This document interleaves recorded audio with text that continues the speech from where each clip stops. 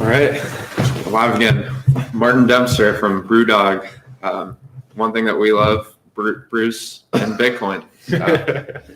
You gave a great talk on merchant, the perspective of accepting Bitcoin from a merchant and some of the things, supply chain as well. Could you maybe elaborate, just high level summary of what you're trying to emphasize as a merchant? Because we've been talking about developers a lot and not really listening to the merchants yet, what they want in terms of UI. Could you maybe elaborate your experience with it so far? Yeah, sure. So I think fundamentally as a merchant, what we're looking for is really ease of use, reliability. And when I talk about ease of use, we're talking about ease of use for the customer, of course. If it's not easy for them to make a payment in one of our bars, then we're not off to a great start. It needs to be easy for the staff to use who are actually accepting that payment. It needs to be easy for the manager to use. That is, how do they reconcile all those transactions at the end of the trading day? And then finally, it needs to kind of be easy for our finance team to use. So if you can imagine our business, we have a number of hubs up to, I think now 50 in the UK.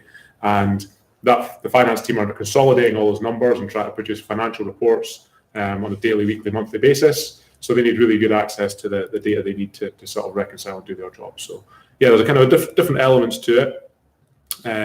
So that's kind of really key. And I think we've implemented BitPay as a payment processor, and to be fair, it works pretty well. But I think some of the tools could do with a little bit of work just in terms of seeing things from the perspective of an operator like us, which is a bigger company. And I think ultimately the success of the technology is going to be driven by adoption by users and businesses, and it makes sense to kind of think from the perspective of these bigger companies, because it's these bigger companies getting on board, I think, which will really drive things forward and make it the new normal.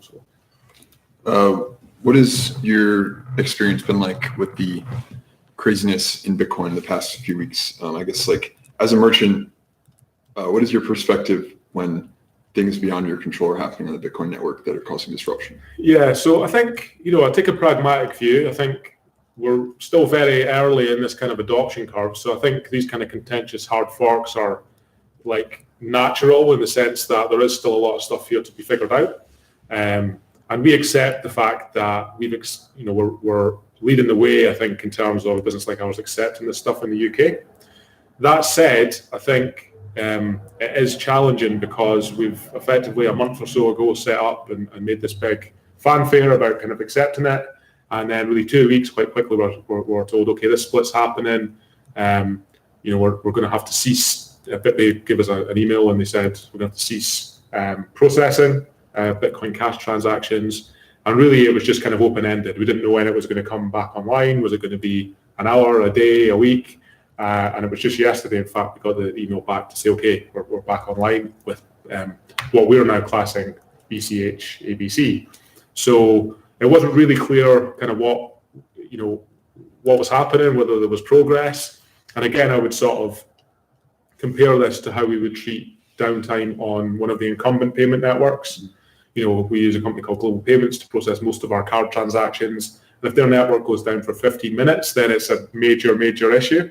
So I think we're going to have to bridge that gap somehow, and I think stability of the network ultimately is really, really important. And I think for it to become, sound world money, it needs to have that stability. So, but we accept we're early in the process. We realise there'll be ups and downs, but yeah, I think it certainly has a bit of excitement. The other thing I would note is that it's one thing for me to understand what's going on.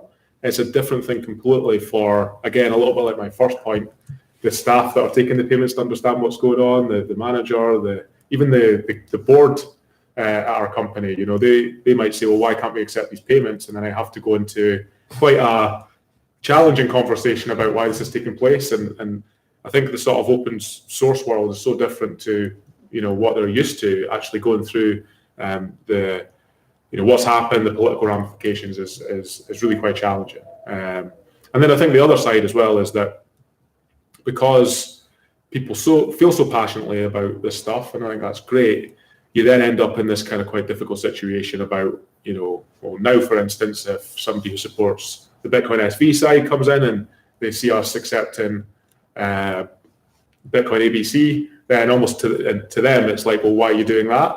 But it's kind of out with our control, right? That's BitPay's payment processor's decision. So, I mean, there is a lot of different moving parts to it, and it is challenging. But I think, we just want to continue supporting the underlying technology. I think the success of the underlying technology is going to be driven by adoption from the user and merchant side, and we just want to play our small part in making that happen. So, we're happy with the ups and the downs. I saw someone just mentioned on Twitter with respect to your presentation that you made a lot of parallels between the craft beer industry and how Bitcoin has grown up. Can you elaborate that for? Yeah, so I think there's a few things. So we've been around about 10 years, the same as the Bitcoin protocol.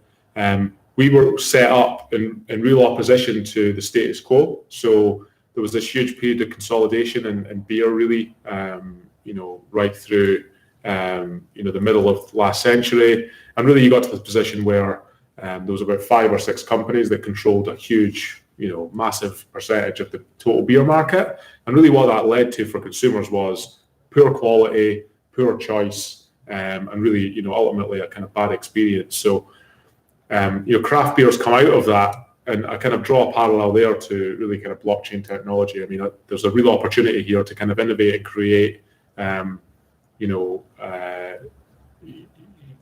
new world money, really, and a completely new way of doing business, and a way that removes friction from a system that, is more expensive than it needs to be, is slower than it needs to be, and it's really, really exciting technology. And a kind of way, that's kind of what craft beer is in the beer world. It's kind of a way of democratizing things. It's a way of giving people back choice. It's a way of supporting kind of local communities in a new way as well. So I think there's definitely some parallels there, and I hope that came through in the presentation.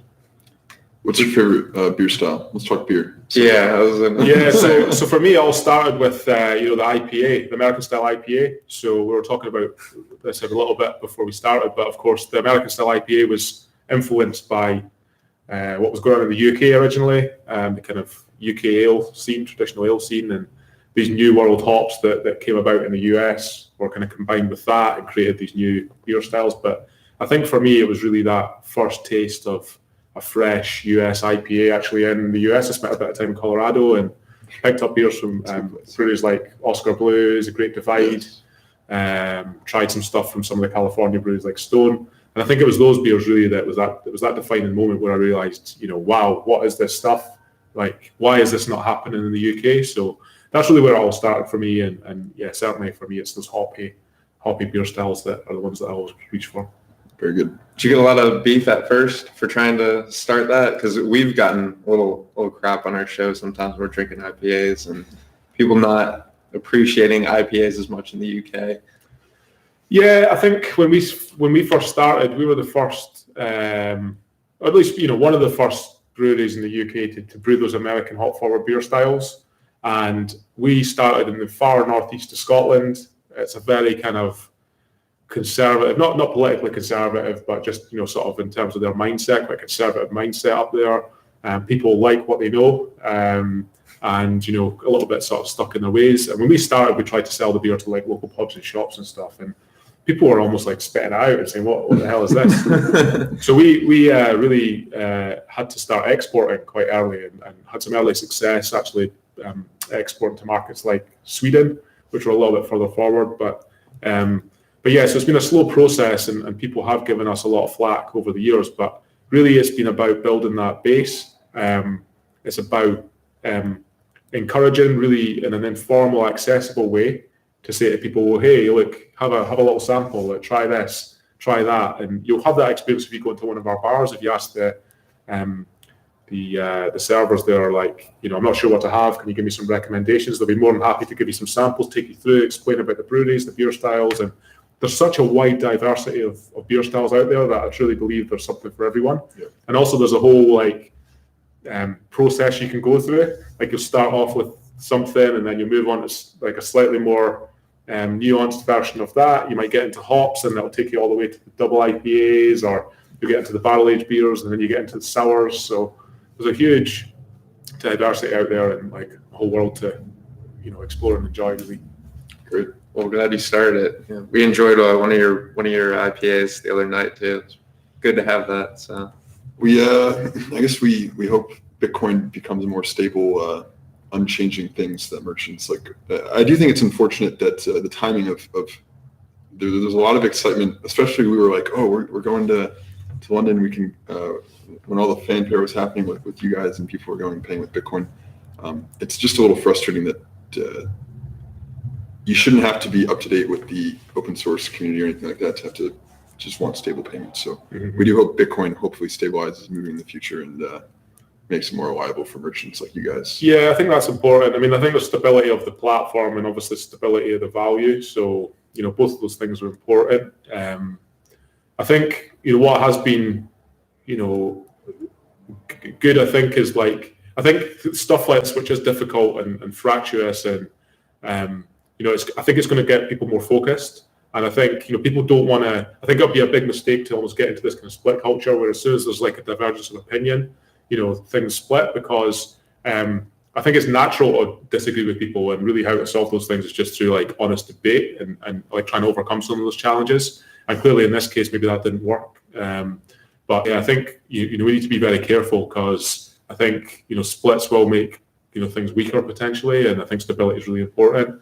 And I think one way that, whatever side of the fence you come down on, I think at least, the sort of in the Bitcoin SV side, they're being pretty clear in their vision, and they want to keep, the basis of that protocol and keep it unchanging, which I think will give some stability to developers for sure. Yeah, great. Well, thanks for taking the time to talk to us. Yeah. Thank you, and good luck. Thank Good you. luck, Brewdog. Thanks a lot. Very good. Good.